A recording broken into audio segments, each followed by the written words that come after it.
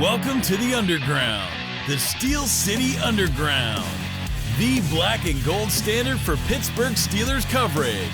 Now, here's your host, Joe Kuzma.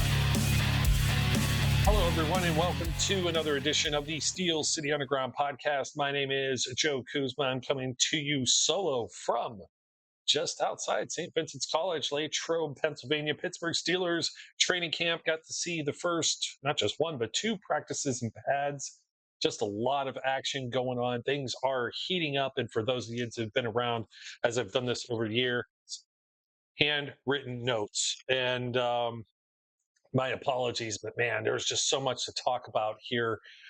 Doing this solo sometimes and being away from my friendly confines, I don't have all of the same, technology and everything in front of me. So hopefully, once again, every year when I do this, it turns out to be a pretty decent show. But again, I'm doing this from a hotel room. So I apologize if there's any nuances to this program or this episode. I hope all of you enjoy the handwritten notes, right? I'll tell you what. There's a secret that this year, for even all of the new players that the Pittsburgh Steelers have acquired, I don't have to. They have so much that just is kind of going off memory. Now, I agree. The memory of a goldfish is what I'm starting to turn into here as I age, but I still got a little bit of the steel trap. I keep making the same bad dad joke. Just like a Pittsburgh dad. He was there at Pittsburgh Steelers Camp Wednesday. He appeared on the Pat McAfee show, at least on the digital version. Wow, the amount of people that showed up for that, Pat. What a turnout. That was just fantastic. Everyone from Aaron Rodgers to Mike Tomlin to Omar Khan. It was just, wow, just what a setting. He said he couldn't even believe that he was doing that, and what an honor it was. And, you know what? All the honor was ours too, Pat. So, wow, what a rowdy crowd. Steelers training camp really has been impressive. I'll tell you what. The Steelers offseason, as we all know, first started out with the acquisition of DK Metcalf, and then, of course, George Pickens gets shipped out. We don't know if Aaron Rodgers is going to end up arriving or not, and he signs, and things get a little exciting. And then they just turn everything upside down with the Miami Dolphins trade, sending Minkah Fitzpatrick, and there's draft considerations going in both directions so the Steelers can get Jalen, Ramsey, and also Jonnu Smith. And I mean, I'm just really floored by how well everything is looking thus far with a bunch of new players, because as I mentioned on the last episode, the Steelers, I mean, they're not really happy. A lot of people are pissed off that they have this drought of not winning a playoff game since 2016. And based on their exit last year, this isn't your fathers or grandfathers Steelers that are complacent with building and just through the draft and, being patient. No, they've wiped the slate clean in so many areas. They kept some bodies where they've needed to.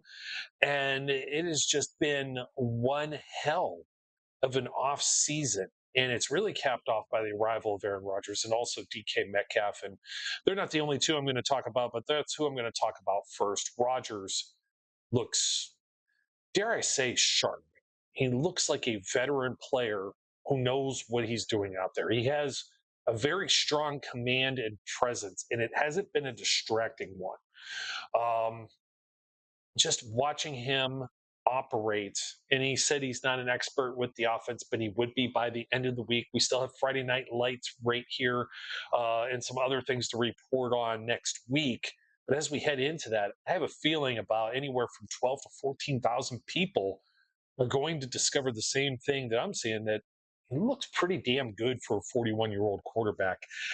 I know the criticisms that I gave of Aaron Rodgers. I also know that it's training camp. It's football in shorts with a little bit of pads now, okay? They're wearing pads now, but just knowing how to dissect the defense and read the field, there's just such a difference between Aaron Rodgers. And even if we go to last year's quarterbacks, well, let's just talk about this year's real quick. Mason Rudolph. Mason's got a cannon of an arm, but some of the players he's throwing to aren't on the same page. Some of these players are third and fourth stringers at times. The rotations in some of the position groups, some of the sub packages that the Steelers are using. Aaron Rodgers mentioned an 0-4 on the McAfee show. That's 4 tight ends. He's talking about using 4 tight ends out there. Basically, they got close to doing that. Actually, we even seen John L. Smith take a handoff, maybe two. One might have been just like a pitch or a little shovel. We've seen that play with Fryermuth before, right? But Smith, he's getting his due too. But back to Rodgers and Metcalf, there's a real concerned effort. I can't tell you how many times I saw this in my notes over the last couple of days. Of course, practice got moved up on Thursday to 10 a.m. to try and avoid some storms that never ended up coming. Those were the same storms that canceled practice on Tuesday. Didn't get to see anything. So the practice in pads ends up happening on Wednesday, and you get it backs on backers. Oh, you had it on Thursday too. It's great. I'm sure the one on Friday Night Lights. There's some fist fights and all kinds of other stuff. So things are heating up.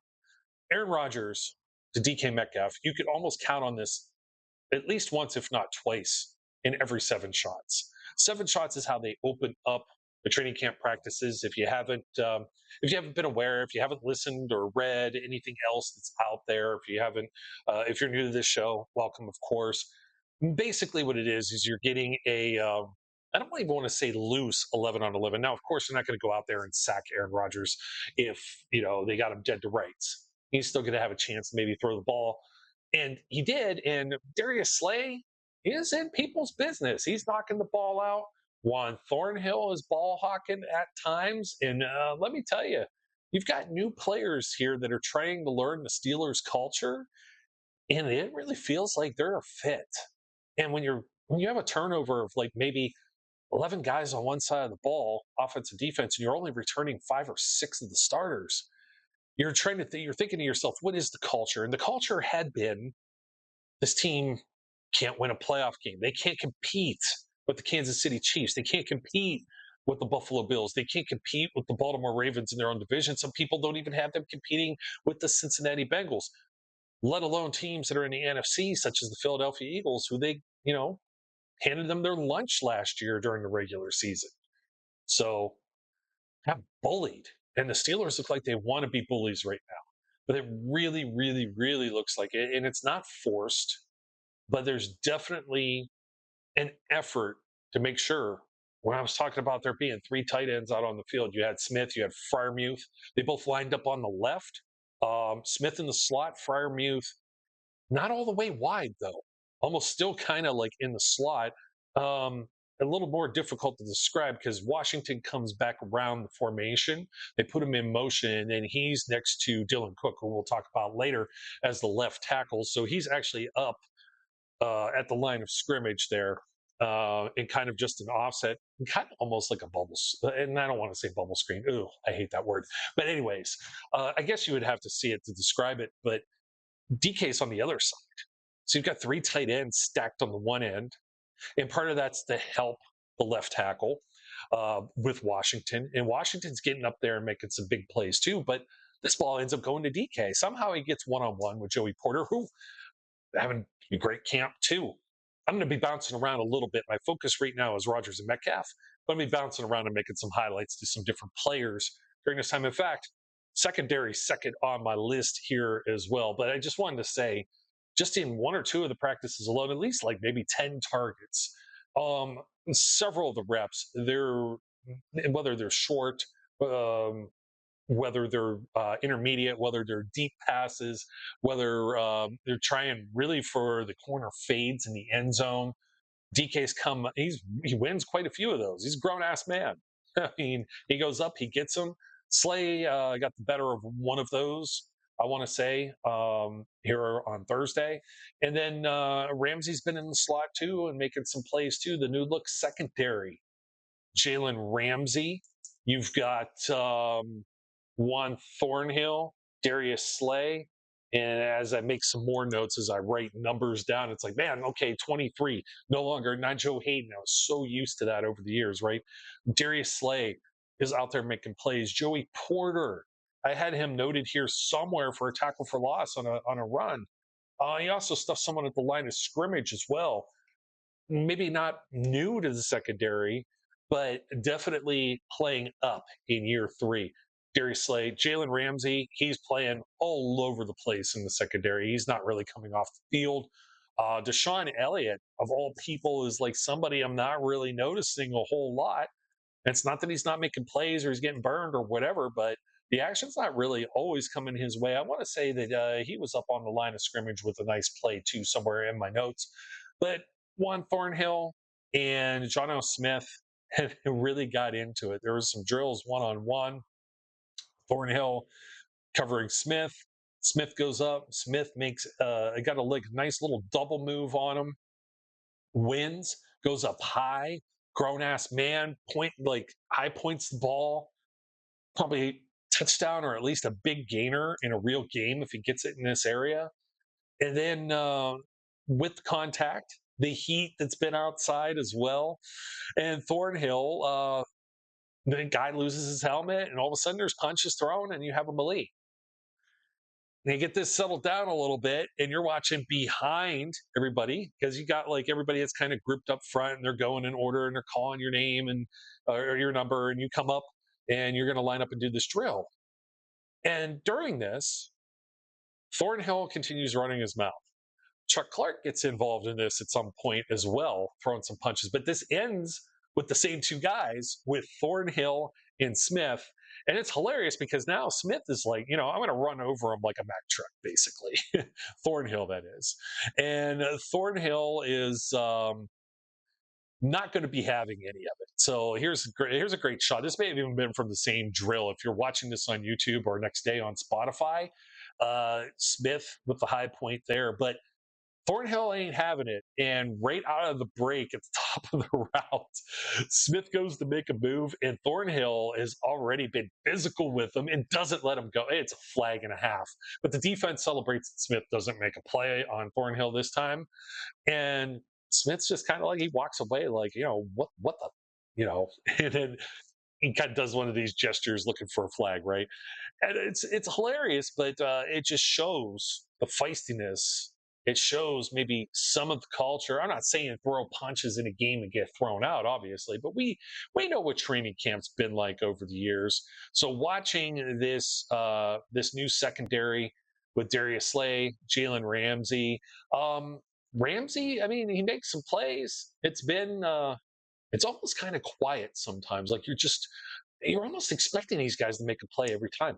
And this is what makes like watching this offense look pretty damn cool in training camp, because you're just like, okay, well, Aaron Rodgers, and you got some of these new moving pieces and parts, Jono Smith and DK Metcalf, and they're not just walking all over a defense. This is the league's highest paid defense. Now, Cameron Hayward and TJ Watt had Thursday off. They were in street clothes. I assume they get more use. They're getting a veteran day off for more use at Friday Night Lights, of course, the showcase for all of the fans. But just it's been fun watching this defense. It's been fun watching the secondary. Pat Freiermuth gets a little bit of work in here too, but Smith is definitely being used in the territory, dare I say, of being a tight or a wide receiver too. So yes, all of you that are out there thinking that Omar Khan's going to make another trade and pay another wide receiver, Terry McLaurin, $30+ million. I'm sorry. I don't see it. I don't see it happening. I think that Rodgers is going to be using the tight ends a lot. I think this is what Arthur Smith wants to do. And I think he's going to want to pound the rock with the running backs. And we'll talk a little bit more about some of these position battles in a little bit. Rookie impact. You know what? This is kind of a good spot to talk about the rookies. And just going back to the quarterbacks real quick, I was talking about Mason having a cannon. Will Howard doesn't look bad out there, but he certainly looks like a rookie. This goes back to the dudes last year. Russell Wilson, Justin Fields, hold the ball too long. Now, Skylar Thompson holds the ball way too freaking late. You can just tell the difference maturing to a pro game and when it clicks for some guys. Now, Russell Wilson and Justin Fields notorious over the last several seasons, including last year with the Pittsburgh Steelers, being among the slowest to get rid of the football, to make a decision, to find the open players, to dissect the field. Rodgers, even if his physical traits have diminished at all, I can't really say at this point. I don't. I mean, I don't feel like I feel like he's better than what the Steelers have had, and I feel mentally that he's been incredibly sharp. Now Howard has shown flashes. He's been making some plays. Rudolph tends to. So we'll bring back to Mason Rudolph for a second, the guy that I like. Rudolph will often find the check down. Rudolph has gone deep during camp here as well. He's got the cannon. I believe he's got the accuracy. He's got the veteran know-how, but he knows like how to, so to speak, get the most out of nothing. Where Will Howard's still kind of reading the field, looking around, trying to make the big play as possible. And the play is just not, it's not always there. So um, there's some maturity that's going to, and some development that's going to need to be there. But I'm not going to say that he doesn't have it because, truthfully, I don't believe that. I do think that he may surprise you get into some preseason games, but he might throw a pick too. But he doesn't have like the deer in headlights kind of like I'm terrified, I'm crapping my pants kind of look, right? Um, he's been impressive for the few reps he's been able to get because at least about 50% or more, 60% has been going the way of a one Mr. Aaron Rodgers. Now, the rest of the Pittsburgh Steelers, they're rookies. Derek Harmon, been trying to keep an eye on him as much as possible throughout training camp. He's getting a lot of work. He's going to be a week one starter more than likely if it's in a base 3-4 especially. He's going to be in there. He's playing primarily ones and twos. There's like no talk this year of maybe it's just because defensive line we look away from some of the guys that are up front. A lot of times you talk about like the rookies and whether or not those rookies are just they're handed something for lack of better terms, and most of them have to earn their keep. They have to earn their dues. Caleb Johnson, for example, is definitively behind Jalen Warren right now. He is impressed. The rookie running back out of Iowa, he's got that burst of speed. A lot of people are making the comparisons to Le'Veon Bell from years ago. I'm not ready to go that far yet, but I do believe that he's got the frame on him to break tackles. He's got the vision's mostly there. I think some of the plays, like saw a huge hole to the right, he goes to the left and maybe the play is designed to go there. Sometimes you have to go. So these are some of the small nuances of being a rookie. But I feel like even when it's something like that, I'm gonna nitpick and it's like, oh, he did that. Joe said he did. Well, look, God, everyone, it's one play and it's practice because the next time this guy comes back through and he's making a big play, he's hitting the corners. He's doing some stuff that Najee looked a little like he was running in mud or quicksand. Um, some other rookies, Jack Sawyer, edge out of Ohio State. He got to flash some with TJ Watt not being out there, so it was like a lot of Herbig. Not even as much Highsmith. Day before, yes, Highsmith was out there and he's making some plays too, but Sawyer definitely blew up somebody on the offensive line at some point. I'd love to talk about some backs on backers here in a second. I'm going to make some room for this because there was some great stuff. New to the Steelers, and maybe some rookies like undrafted wide receiver. Okay, out of Memphis, Rock Taylor. I was looking, and then like really like kind of toward the end of practice, there was some stuff with Rock Taylor that was kind of impressive. So I'm thinking some practice squad considerations for the guy with a little bit bigger of a frame out of Memphis. I certainly have better vibes than Hakeem Butler, who came in the year before and he came out of XFL or UFL or whatever it is. He was with the Battlehawks in St. Louis, and you're like, oh man, this guy has a real chance. And then he has like the case of the dropsies, the jitters, and it just ultimately like sunk him from being able to do anything else. Back to the secondary for a moment. Brandon Eccles, who comes in kind of like a journeyman, he's got a shot at making this roster too. He's been making some impressive plays. They've even put him up against some tight ends. They're certainly testing him to see if he could be a slot or a nickel corner. I still think he's going to be like an additional player when they really go DB heavy because Jalen Ramsey is going to take that spot for sure. But had to mention Eccles as part of this. So I've mentioned, let's see, Harmon, Caleb Johnson, Will Howard, Jack Sawyer. I think that covers a lot of the rookies, maybe some of the undrafted guys I'll come back around to. Certainly, I want to make mention also of some of the injury. I mean, you've had some injuries. The most major one, obviously, has been Broderick Jones thus far, soft tissue injury. They're going to baby him, but he's got to get some reps. Dylan Cook, who's been with the Steelers the last few training camps, on and actually off and on, like the main roster sometimes, very quietly because he's typically inactive. He's been taking a lot of the reps with the first team as the left tackle. So Broderick Jones has to get back out there. Players coming back from injuries or that we didn't really get to see a lot of last season. Roman Wilson's getting some work, even with the ones. Calvin Austin's been out there with the ones too. I think in 7 shots and a few other drills. Robert Woods, he caught a pass. He wiggles wide open for Mason Rudolph. Rudolph finds him easily. He also had like a huge play. Aaron Rodgers like threw this dart. It was a team drill at the end of practice. Not quite a 2-minute drill like they've run in the past, but situational for sure. And Robert Woods, he takes the top off somehow. What is he? 33 years old, 32, going on 33, and forgive me, I forget. I don't know off the top of my head, but just ends up wide open and Rodgers finds him. And Rodgers finds him like 30 plus yards in the air. This wasn't like something where he's just 10 yards down the field and then runs for 40 yards and we say, oh, it's a 40-yard pass. This had very good potential to be a touchdown in real game action, meaning not practice and not in shorts. So Cole Holcomb's another name to put out there, inside linebacker. And got some of him in some of the backs on backers drills and stuff like that too. And he's looking sharp. And some people were talking about maybe they trade him. I don't think he's going anywhere. So I'm going to find some room here to talk about. Let's see. Looking at my notes, backs on backers.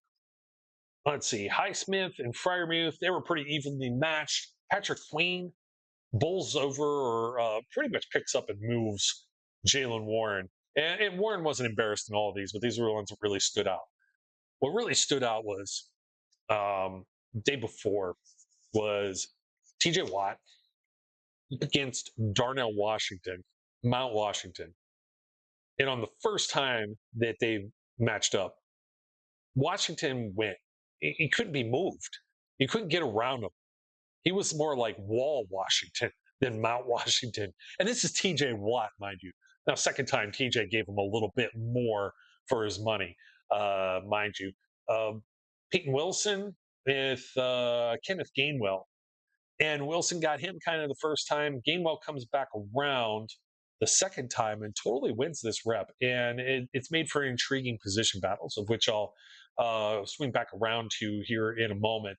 And Cole Holcomb winning on Trey Sermon, the running back that's been around a few places, the 49ers, Indianapolis Colts, formerly of Ohio State. Liked him coming out of the draft. He ended up with a bad knee injury, and that's how he's bounced around some different teams over the last few seasons. I have the fade touchdown from Rodgers to Metcalf just right in here with everything else. Yeah, I think that covers about all the backs on backers. I was going to say you also had Nick Herbig up against John L. Smith, and Herbig is a feisty one too, and kind of wins on Smith. So these were some fun battles. I'm trying to see if I had some more that were coming across. Unfortunately, I will come back to some of these if I can, but oh yeah, there it was. So Juan Thornhill and Chuck Clark, man, they were definitely getting in with John L. Smith. I just have it written over here multiple times. They've been having a pretty fun camp. But the overall impression that I've had is that this is a very exciting Pittsburgh Steelers team to watch right now. The position battles, I think everybody's kind of firmly entrenched as being starters, but there's like some very deep and good talent across the board here. So running back, Jalen Warren, obviously. Caleb Johnson, the rookie, playing very well. But then you go beyond them, and Kenneth Gainwell, if you saw or didn't hear from the last episode, Cordero Patterson, his day off on Monday, released, wasn't happy about it, kind of bitched about it on social media. And I think it's going to be Gainwell is going to have one of the opportunities to be one of the return people and maybe like a third or fourth running back on the depth chart. Now, Connor Hayward's kind of in the conversation too, because when we talk about running backs and tight ends here at the same time, back to back, and he's put on, I think reportedly about 20, 25 pounds, but he doesn't look like a bull. He's still going to be a bowling ball, right? But he looks more like a monument or a statue that's been a little more chiseled. Dude is in incredible shape. Incredible shape. He made a nice toe tap catch on one of the drills, just short, just in front of the pylons. The pass wasn't going for the end zone, anyways. But the point is, made a hell of a play there. And he'll probably be another guy that's in the special teams consideration with Gainwell. Gainwell's been catching some passes. I was impressed with some of his pass blocking with the backs on backers and some of the other drills. First, I thought, man, this is a guy on the outside looking in. And you've got Trey Sermon sitting here, too, that could also be a surprise addition, maybe on the 53, maybe on the practice squad. He has definitely got big game, or not just big game experience, but he's got pro experience, right? He started some games even for the Colts in place of Jonathan Taylor. So Sermon, he's definitely going to make his case, and I think he'll make his case even more when we get to the preseason. You get to the first week of preseason games, he might be the starter. They might not even give Warren any reps. Johnson, I imagine, will get some, and talk about first playoff games, preseason games, this Hall of Fame game with the Lions and Chargers. 3 turnovers in the first quarter. Talking about sloppy football. Holy crap. But then again, it's Kyle Allen versus Trey Lance as your starting quarterbacks, right? Into the tight end conversations. I mean, it's Pat Freiermuth, it's John L. Smith. They're going to play a lot. Darnell Washington's got to kind of chip away and get some playing time here, but he made some big plays too. It's fun to see the big guy go up. Sometimes he goes up, and it just looks like a slower motion, larger DK Metcalf. People can't match up with him. They can't defend Darnell Washington. It's time to get him a little more involved. I mentioned Connor Hayward. Does he fit in where they keep like a fourth tight end, fourth running back? How did they do this? There's so many. There was a lot of wide receivers, a logjam of them on the depth chart too. So we'll be talking about who's on the hot seat. But JJ Galbraith, he's having a hell of a camp too. He really shows up sometimes. I think no, Smith had the drop, not Galbraith. Sorry. So they've got some guys. I mean, that they expose that don't make the 53 that probably might get signed by some other teams. I'm just seeing a very deep Steelers roster this year, despite all the change and turnover. And then there's my favorite ones at the end of the show. The people who kick a football for a living, and it's the punters. And you're probably here like, really, we're going to talk about punters? I swear on my life, swear on every loved one's grave that we saw Cameron Johnston take a ball. Where did he kick it from? Goal line? Or just like, it's situational. And with a bounce, this thing felt like it was a 100-yard punt. That's no bullshit. Seeing hang time from Corliss Waitman, who was, the punter last year after it brought on after Johnston was hurt and lost for the season. But Johnson's got a leg. I mean, and Waitman is not bad. Waitman is putting the hang time. He's putting some distance. But Johnston, in my opinion, is doing just that much more. I don't think the Steelers, I mean, they paid him pretty handsomely over somebody like Waitman, but I don't think he's like a casualty for any costs. I could be surprised. Danny Smith, who was also on the Pat McAfee show, said it was a tight battle between the two. And I'm watching them over on the far field. I've got some binoculars, and these guys are just booming kicks. They're working on either just letting them hang in the air, which is going to help, like, all the special teams punt coverage unit get there and make a play, or they're just booming it for distance. In this distance, I'll watch Waitman go and hit one, and it looks like it's about 50 yards. And then you get Johnston, and he hits one, and it's like 60. And I'm watching some of these with a hop, 70, 75. And that one, with maybe a little bit of wind, maybe the ground is still wet. Oh, what a mud pit the parking is at Saint Vincent's.